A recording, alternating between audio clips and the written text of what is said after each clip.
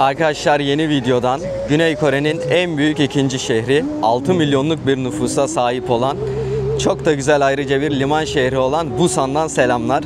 Jeju Adası maceramızı sonlandırdık. Ben buraya uçakla arkadaşlar Jeju Adası'ndan ulaştım. Yaklaşık 1 saatlik bir yolculuktu. Ve tabii ki de yine oldukça uygun bir fiyataydı arkadaşlar. Biliyorsunuz Seul'den yalnızca 395 Türk Lirasına Jeju Adası'na gitmiştim. Jeju Adası'ndan Busan'a ulaşmak için de 600 Türk Lirası ödedim. Gerçekten Jeju Adası'na ulaşım Güney Kore'de çok uygun fiyatlı arkadaşlar. Şimdi buradan bir otobüse bineceğiz. Biliyorsunuz Güney Kore'de ulaşımı ya otobüsle yapıyoruz arkadaşlar ya da metroyla. Bugün Busan'ın çok güzel bir sahil bandı var. Sizlerle beraber önce o sahil bandına gideceğiz. Hemen arkasından ise böyle Koreli gençlerin, yine gelen turistlerin en çok takıldığı bir bölge varmış burada. Güzel de bir cumartesi akşamı bu arada burada. Sizlere orayı göstermek istiyorum. Sizlerle beraber ben de arkadaşlar Busan'ı keşfetmek istiyorum. İyi seyirler diliyorum şimdiden. Umarım güzel, eğlenceli, keyif alacağınız bir video olur. Videoya başlıyoruz. Bu arada ilk defa bu videodan beni izliyorsanız ben Gökberk. Dünyanın farklı noktalarına seyahat edip içerikler üretiyorum. Kanalıma ücretsiz bir şekilde abone olabilirsiniz. Videoyu beğenebilirsiniz. Beni bu şekilde arkadaşlar destekleyebilirsiniz. Teşekkür ederim şimdiden. Ben otobüs durağına yavaş yavaş yürüyeyim arkadaşlar. İlk noktamıza doğru sizlerle beraber yola çıkalım. Çok güzel bir hava var burada. Çok güzel bir video bizleri bekliyor. Ben de heyecanlıyım Busan'ı keşfetmek için. Arkadaşlar otobüs ağzına kadar dolu gördüğünüz üzere. Buradaki herkes bu otobüs gelince bu otobüse yöneldi. Benim de otobüsüm bu 41 numara. Lakin binemedik. Bir sonrakini bekleyeceğiz. Müthiş bir kalabalık var burada şu anda. Tam iş çıkışı saati olması sebebiyle diye tahmin ediyorum. Olmadı. Alternatif bir yöntem bulacağız arkadaşlar. Metroyla gidiş var mı onu kontrol edeceğim. Fakat yoğun bir kalabalık var burada maalesef.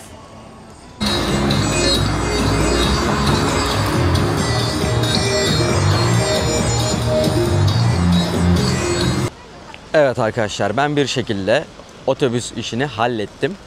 Gwangalli'deyiz şu anda. Buranın bir sahil bandı düşünün arkadaşlar. Çok güzel bir kumsal ve etrafında restoranlar, barlar, publar. Çok güzel bir gün batımı olduğunu, harika bir köprü manzarası olduğunu okudum. Heyecanlıyım burası için. Hatta şu anda şöyle tam karşımızda köprü birazcık gözüküyor. Ben Güney Kore kadar otobüs anlamında iyi olup aynı zamanda kötü olan bir yer görmedim arkadaşlar. Sizlere abartmıyorum. Her 100 metrede, 200 metrede bir tane durak var. Bir yerden bir yere gitmeye çalıştığınızda otobüs sürekli duruyor arkadaşlar. Işıkları çok uzun sürüyor. Kırmızı ışıkları en az 1,5-2 dakika bekliyoruz. Ve otobüsler normal belediye otobüsü gibi değil de şehirler arası otobüsler gibi. Hem çok iyi, böyle dakik çalışıyor, çok sık seferleri var, her yerde durak var. Hani nerede konaklarsanız konaklayın, bir otobüs durağına yakın oluyorsunuz. Fakat otobüsün içindeyken aynı mutluluğu, aynı güzelliği, aynı hissiyatı almıyorsunuz. Çünkü ya durakta ya ışıkta arkadaşlar sürekli duruyor bu otobüsler. Valla iyi mi kötü mü çözemedim.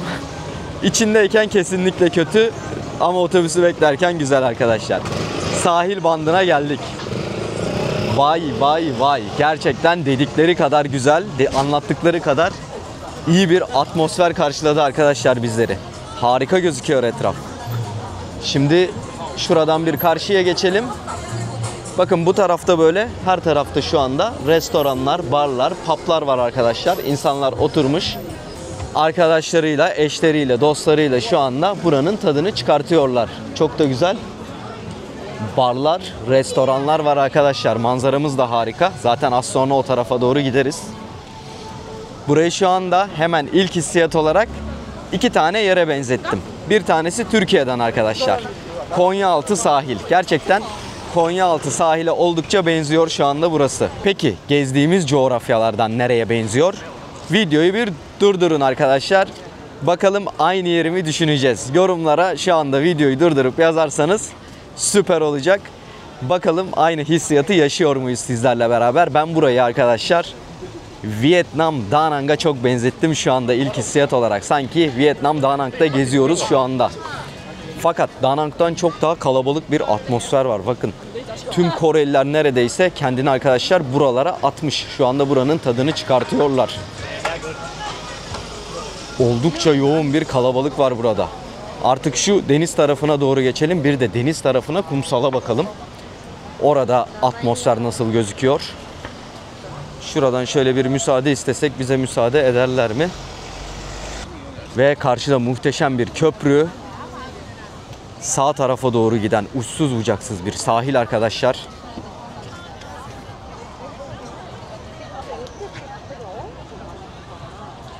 Ve aynı şekilde yine sol tarafa doğru bu muhteşem sahil devam ediyor.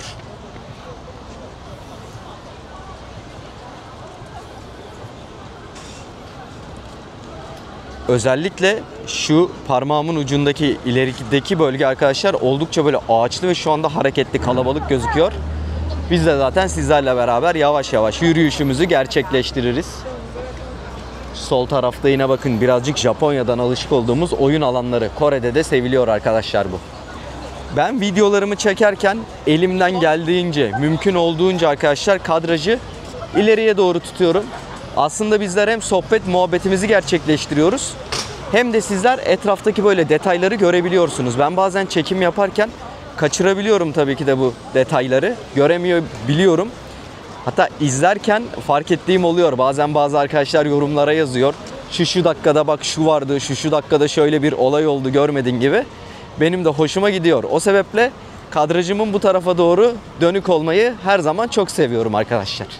Sizler de videoyu izlerken lütfen böyle detaylara, ayrıntılara bakın arkadaşlar. Çok fazla uyaran var şu an çünkü etrafımızda. Ben aynı anda her yeri tabii ki de göremeyebiliyorum. Hava birazcık serinlemeye başladı. Akşam saatlerinde Güney Kore'de hava arkadaşlar tatlı bir esintiye dönüyor. Buraya gelirken yazın dahi olsa böyle yanınıza ufak bir ceketinizi alabilirsiniz. Ufak bir mont alabilirsiniz. En azından akşamları giyersiniz bunları. Busan şehri hem bir liman şehri, Güney Kore'nin ikinci büyük şehri, aynı zamanda bir üniversite şehri. Burada çok sayıda üniversite var arkadaşlar. Videonun ilerleyen kısmında gideceğimiz bölgede üniversiteli gençlerin aslında daha çok takıldığı bölge. Fakat yine burada da genç nüfus oldukça yoğun. Genç nüfusu fazlaca görüyorum burada da. Yine tabii yaşça biraz daha büyük hanımefendiler, beyefendiler de kendilerini sokaklara atmışlar. Güney Kore'yi uzun bir zamandır buradayım. Artık iyiden iyiye öğrenmeye başladım. Seviyorum arkadaşlar. Güzel bir ülke Güney Kore. Ben bize çok benzetiyorum. Biz de böyle gelişmekte olan, gelişim gösteren bir ülkeyiz. Nerelere göre bunları tabii ki de kıyaslarken söylüyorum. Mesela bir Laos'a, bir Kamboçya'ya, bir Vietnam'a göre bence Vietnam'la eşdeğer pozisyonda olabiliriz. Bilmiyorum bu konuda bana ne kadar katılırsınız lakin Kore aslında dünyanın en büyük 4. ekonomisine sahip. Fakat geçen gün bir belgeseli izledim. İşlerin yolunda gitmediğine dair çok net, çok somut örnekler var arkadaşlar burada. Özellikle doğum oranları çok düşükmüş. Japonya'dan dahi düşükmüş. Bunun hani ileride çok büyük bir problem yaratmasını bekliyorlar Güney Kore'de. Şu an ailelerin çocuk yapmasına yönelik politikalar yapıyormuş devlet. Aynı zamanda yakın zamanda burada bir darbe oldu biliyorsunuz. Türk medyasında da yansıdı. Onun da etkileri hala devam ediyor tabii ki de. Böyle zaman zaman ara siyasi paylaşımlar, siyasi pankartlar görüyorum. Hatta bakın arkadaşlar hemen sol tarafta da tutuyor. Bu yönden de birazcık bize benziyor. Japonya'da hani bunları hiç görmüyorduk mesela. Filipinler'de bol gördük. Filipinler'de bir seçim zamanı gitmiştik çünkü. Burada da aynı durum söz konusu. İnsanlar genellikle iyi. Sizlere şimdi çok bana ilginç gelen, bizim toplumumuzda alışık olmadığım bir şey anlatmak istiyorum. Burayı hemen geçtikten sonra, burada birazcık ses var.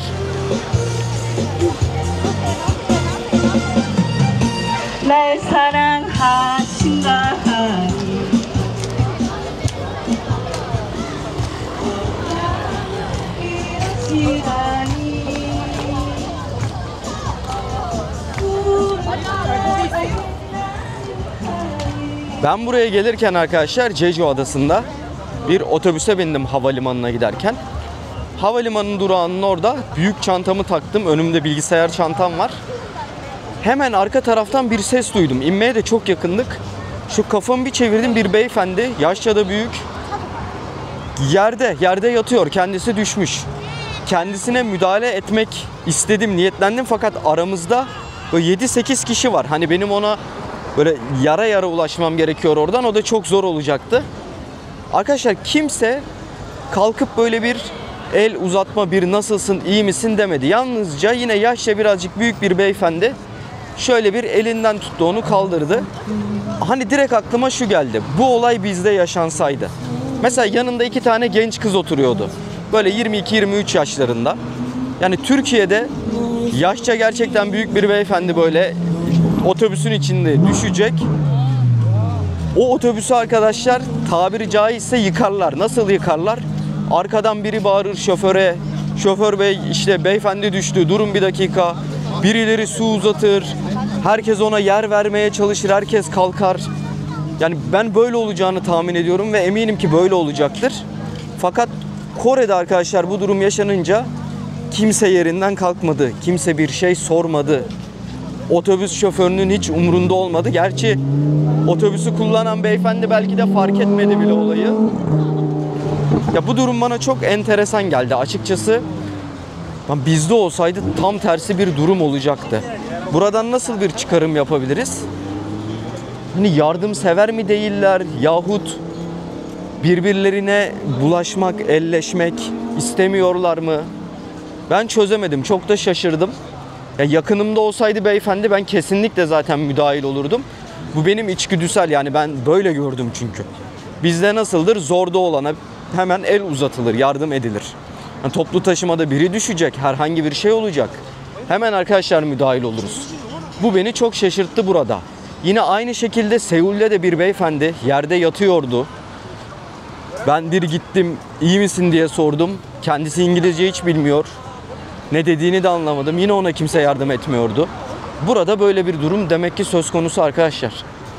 Bu beni çok şaşırttı. Kore'de hani daha uzun süredir yaşayanlar varsa bu durumun sebebini yazarlarsa çok mutlu olurum. Çünkü çok merak ettiğim bir durum oldu bu. Yani şu geldi aklıma. Acaba ben şimdi burada düşsem yere, biri gelip bana yardım edecek mi? Yani sanki etmeyecekler. Ben öyle hissettim.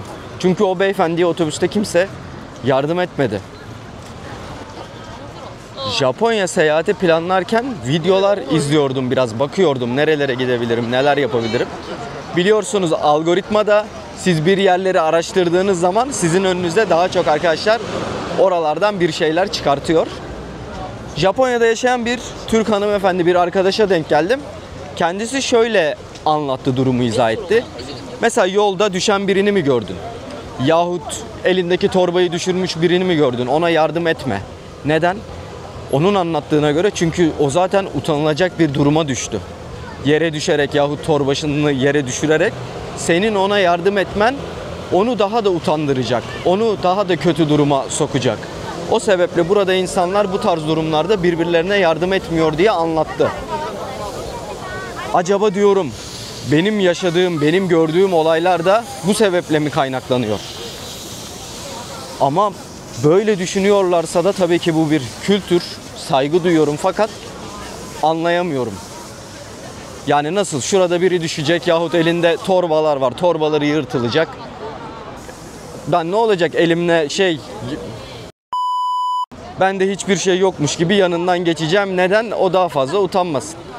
Yahu hemen 2 dakika yardım ediveririz. Hemen torbasına koyarız. Olmadı yeni bir torba poşet alırız. Düştüyse kendisini bir kaldırırız, bir su alırız. İyi misin, nasılsın? Bir ıslak mendil verirsin.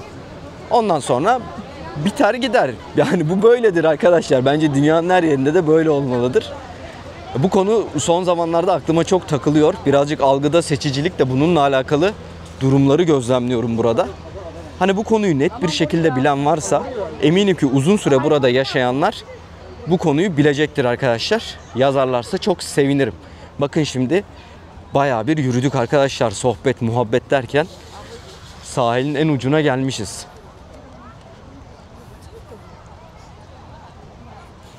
Yüksek yüksek binalar sahili şu anda çevreliyor.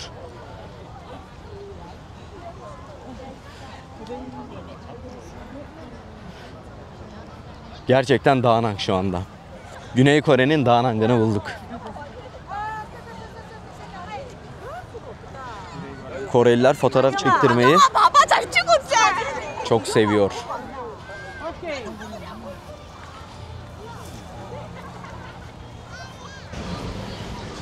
Yine arkadaşlar sağ tarafımız, sol tarafımız, bu ara sokakların içleri restoranlarla, kafelerle dolu. Görüyorsunuz arkaya doğru devam ediyor bu restoran, bu kafe. Hani burası Güney Korelilerin güzel zaman geçirdiği, eğlendiği, şöyle eşiyle, dostuyla sohbet, muhabbet ettiği bir bölge. Güzel de bir bölgeymiş. Özellikle tabii ki de böyle bir arkadaşınızla buraya geldiğiniz zaman oturup burada güzel zaman geçirebilirsiniz. Bence o restoranlarda oturabilirsiniz, bir şeyler yiyebilirsiniz. Restoranlarda ufaklık bir şey yaptı değil mi çocuk kameraya? Bakın mesela bunu görmedim arkadaşlar. Bunu bu videoyu hazırlarken göreceğim. Daha çok restoranlar bu arada batılı tarzda arkadaşlar. Bu da dikkatimi çekti. Hemen bakın karşıda mesela London Shot Lunch Pub diyor. Hani hamburgerci, pizzacı. Genel olarak bunları gördüm burada. Havanın da yavaş yavaş kararmasıyla tabii ki de rengarenk bir atmosfere büründü burası. Burada galiba gelip bu şekilde kendi fotoğrafımızı mı çekiyoruz arkadaşlar? Karşıda kendimizi mi görüyoruz köprüde? Bu da 2 kişi yapılacak bir aktivite sanki. 2 kişi olursa daha güzel olur arkadaşlar. Şöyle sahil bandını arkamızda bırakalım. Biraz da ara sokaklara bakalım. Zaten buranın hemen arkasından bir diğer bölgemize geçeriz. Tabii ki de bana soracak olursanız Gökberk, Danang mı yoksa bu bölgeyi mi daha çok beğeniyorsun diye, ben Danang'cıyım arkadaşlar. Hatta imkanlar el verirse belki ilerleyen süreçte, yani bu ucu çok açık bir süreç tabii ki de. Bugün, yarın ya da önümüzdeki yıldan bahsetmiyorum.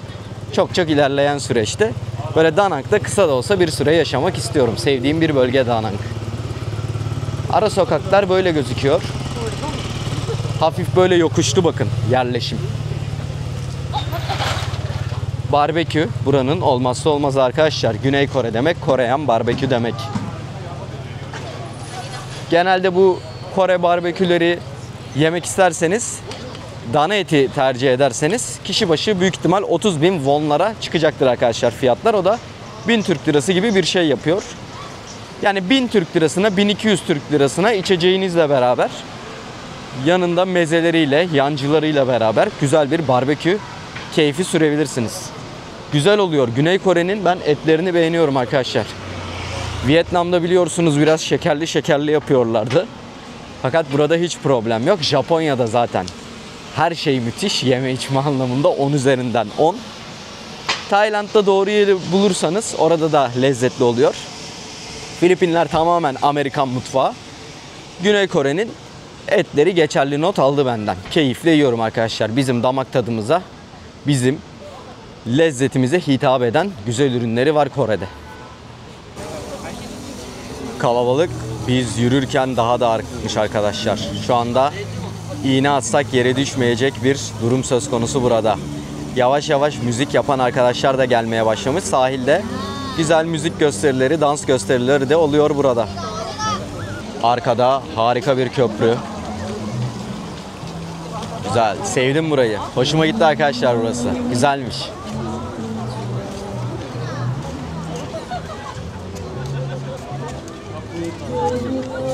Şu anda tüm Busan burada neredeyse.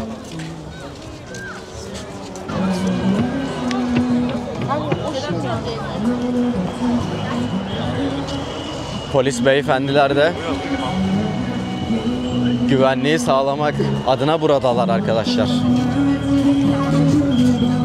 Tabii ki de çok karışık, çok kalabalık. Ben de önemli eşyalarımı, normalde telefonu Japonya'dan beri arka cebe atıyorum arkadaşlar, çıkıyorum. Hani herhangi bir güvensizlik, tekinsizlik hissetmediğim için. Fakat burada ne olur ne olmaz diye şöyle ön ceplerimi aldım arkadaşlar. Çok kalabalık, karışık bir ortam var şu anda burada.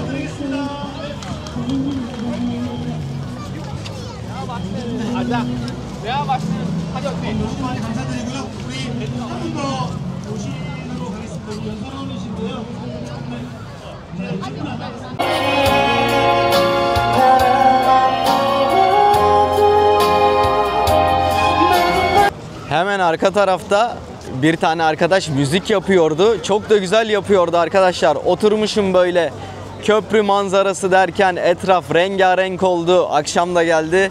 Nerelere gittim valla. Epey bir saati geç yapmışız. Oturdum Korece müzik dinledim. Çok da hoşuma gitti. Arkadaşlar müthiş söylüyorlardı arkadaşlar. Etraf iyice doldu. Yılbaşında Pattaya gibi olduk. Bakar mısınız atmosfere?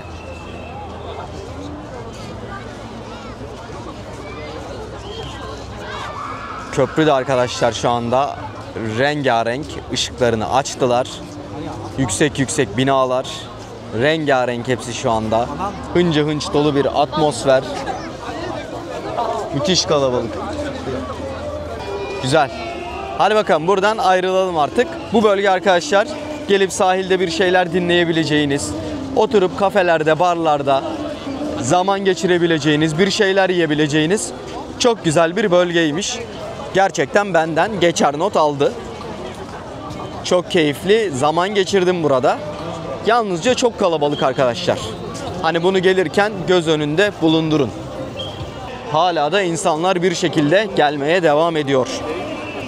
Herhangi bir azalma söz konusu değil. Şuradan köprünün renklendirilmiş halini de sizlere göstermek istiyorum. Umarım videoda en az benim gördüğüm kadar güzel gözüküyordur arkadaşlar. Bakın.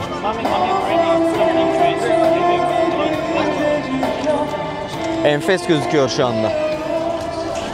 Şimdi arkadaşlar ben buradan metro istasyonuna doğru gidiyorum.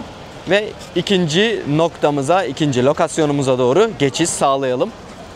Çünkü burada sizlere göstermek istediğim yerleri gösterdim. Buranın konsepti zaten sahil, canlı müzik, eş dostla, kız arkadaşla, erkek arkadaşla gelip oturma, köprünün, manzaranın tadını çıkarma, hayallere dalma, beraber hayaller kurma yeri. Eğer böyle Güney Kore'ye yolunuz düşerse, hayal kurmak, oturmak, şöyle bir hayatı sorgulamak istiyorsanız geleceğiniz nokta bu sahil. Şimdi ben şuradan karşı taraftan içeriye doğru geçeyim arkadaşlar. Sokaklar rengarenk gözüküyor. Sağ tarafımız özellikle ışıl ışıl oldu. Havanın da kararmasıyla birlikte. Evet arkadaşlar, Güney Kore'de belki de Uzak Doğu'da görebileceğimiz en renkli, en hareketli, en güzel noktalardan bir tanesine gelmiş bulunuyoruz şu an sizlerle beraber. Seomyeon'dayız arkadaşlar. Burası Busan'da yaşayan, özellikle tabii ki de gençlerin buluşma noktası, eğlenme noktası, beraber vakit geçirme noktaları. Hareketli, renkli, capcanlı bir cadde, sokak arkadaşlar bizleri bekliyor, çevre. Beraber sizlerle burayı gezeceğiz. İkinci durağımız burası. Bakalım neler var, neler yok. Bir Osaka kadar, bir Tokyo kadar canlı mı, eğlenceli mi, gençler dışarıda mı? Bunu göreceğiz. İlk intiba olarak gerçekten çok güzel karşıladı beni. Etraf çok güzel gözüküyor. Güzel de bir enerjisi var şu anda buranın. Böyle girer girmez Güney Kore'de çok da göremediğim o enerjiyi burada aldım arkadaşlar şu anda. Sağımız, solumuz, her tarafımız rengarenk. Şöyle etrafı bakın sizlere bir göstereyim. Harika gözüküyor etraf. Yavaş yavaş gezeriz. Acelemiz yok. Neler oluyor, neler bitiyor. Yine sağ tarafımızda fotoğraf stüdyoları.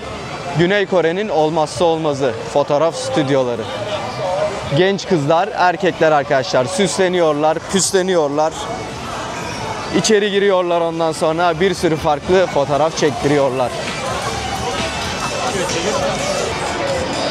Ve yine oyun alanları.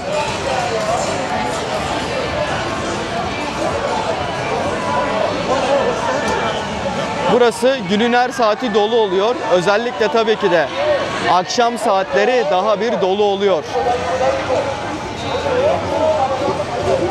Bakın kivili arkadaşlarımız şu anda yürüyor.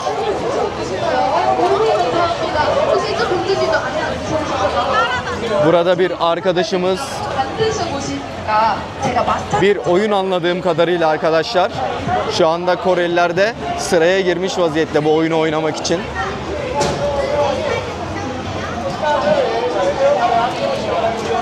Güzelmiş. Birazcık Seul'de sizlerle beraber gezdiğimiz üniversite bölgesini andırıyor. Burada da arkadaşlar üniversiteli genç arkadaşlar takılıyor zaten. Benzerlik gösteriyor. Bakın arkadaşlarımız farklı kostümler giymişler. Böyle. Güney Kore'de insanlar yere tükürüyor. Yine aynı şekilde Çin'de de arkadaşlar insanlar yerlere tükürüyormuş.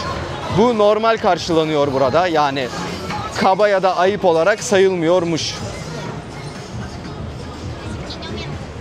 Hemen sol tarafımızda güzel güzel Koreli hanımefendiler gördük. Koreli hanımefendiler gerçekten alımlı, güzel arkadaşlar.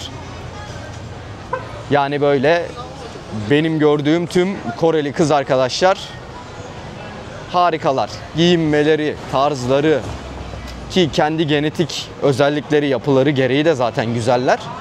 Japon kızları mı daha güzel, Güney Kore kızları mı daha güzel? Siz ne düşünüyorsunuz? Ben videonun sonunda arkadaşlar fikrimi söyleyeceğim. Şöyle sokakları gezmeye devam edelim.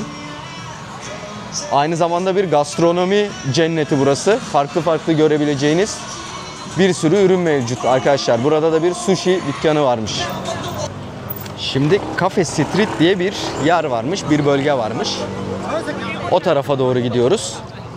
Kafelerin, restoranların, barların olduğu kısım oradaymış arkadaşlar. İnternette yazılan buydu. Bir bakalım. Sokakları gezmeye devam edelim bu zamanda tabii ki de. İleride büyük bir kalabalık, bir yoğunluk var. Herhalde bahsedilen bölge orası.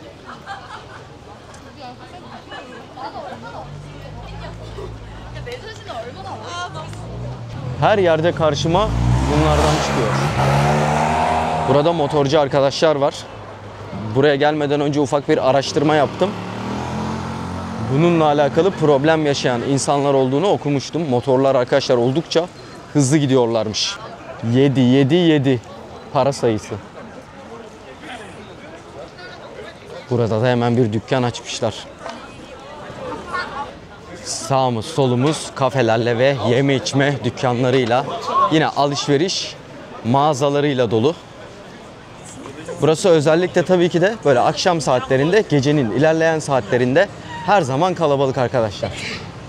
Hani Busan'dasınız, akşam ne yapayım, nereye gideyim, nerede zaman geçireyim diye düşünüyorsanız doğru nokta burası olacaktır. Şimdi hemen şu arkadaki caddeye doğru devam ediyoruz.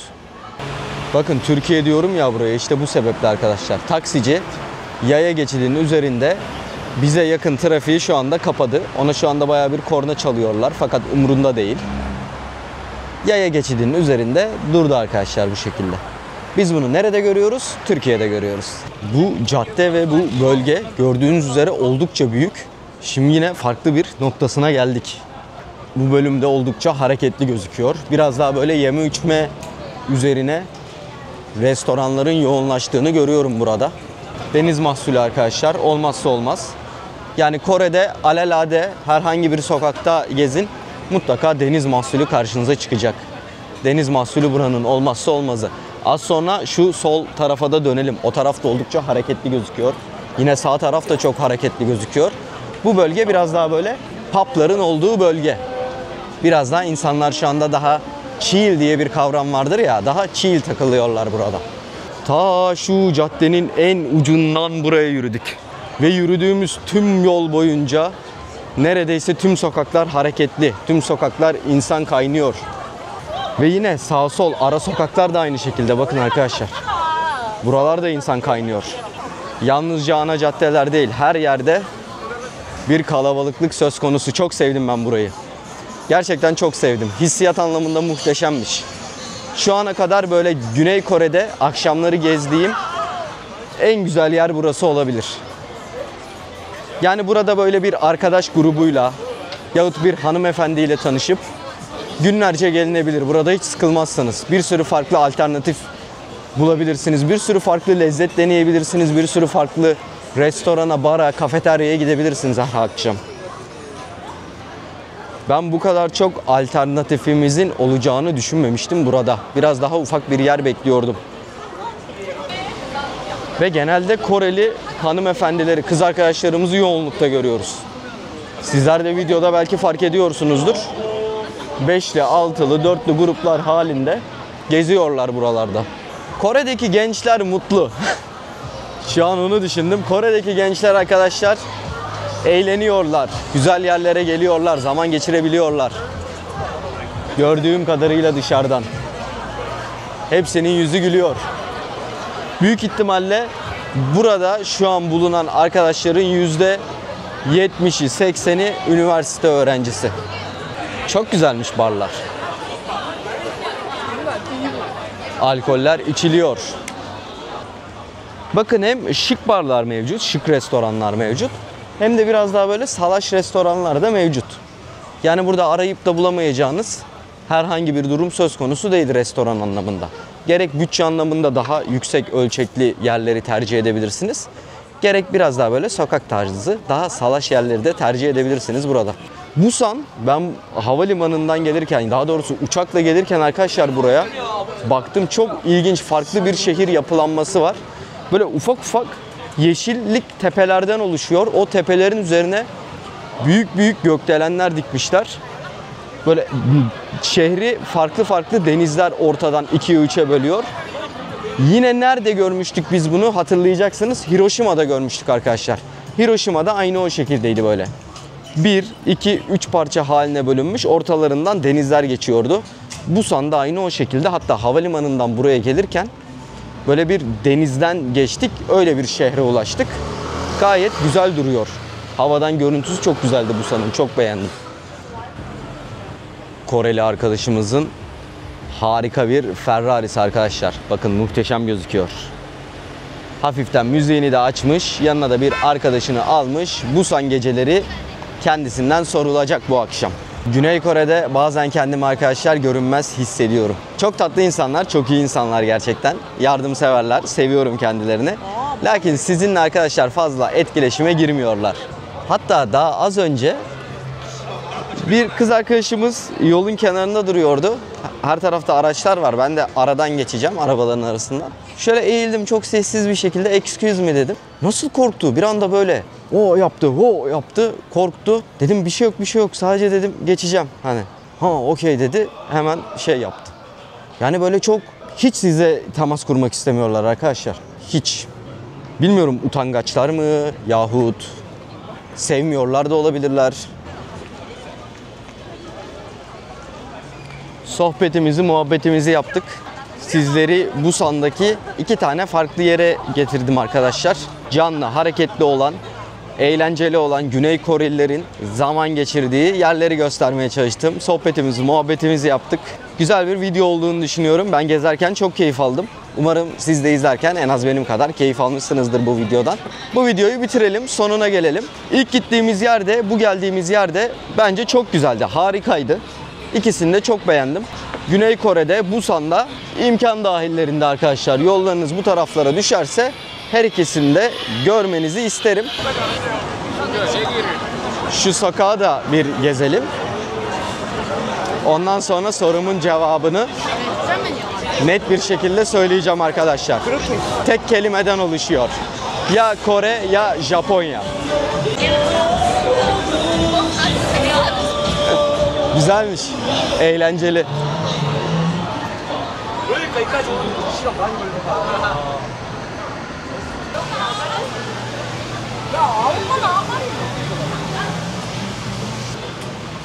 Anason kokuyor burası.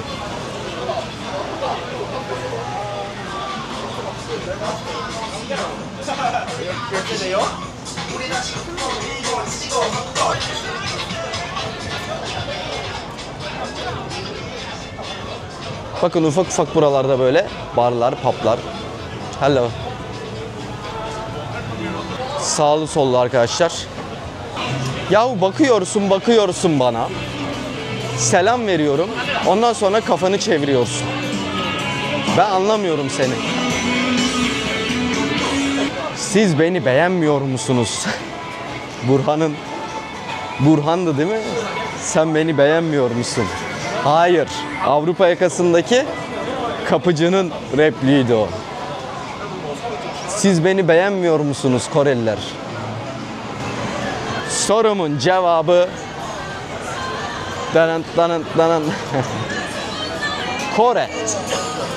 Gökberk'ten Kore'ye bir oy gidiyor. En yüksek puanı Gökberk Güney Kore'ye veriyor. Güzel oldu arkadaşlar. Güzel bir video oldu. İzlediğiniz için sağ olun. Hoşça kalın. İyi bakın kendinize.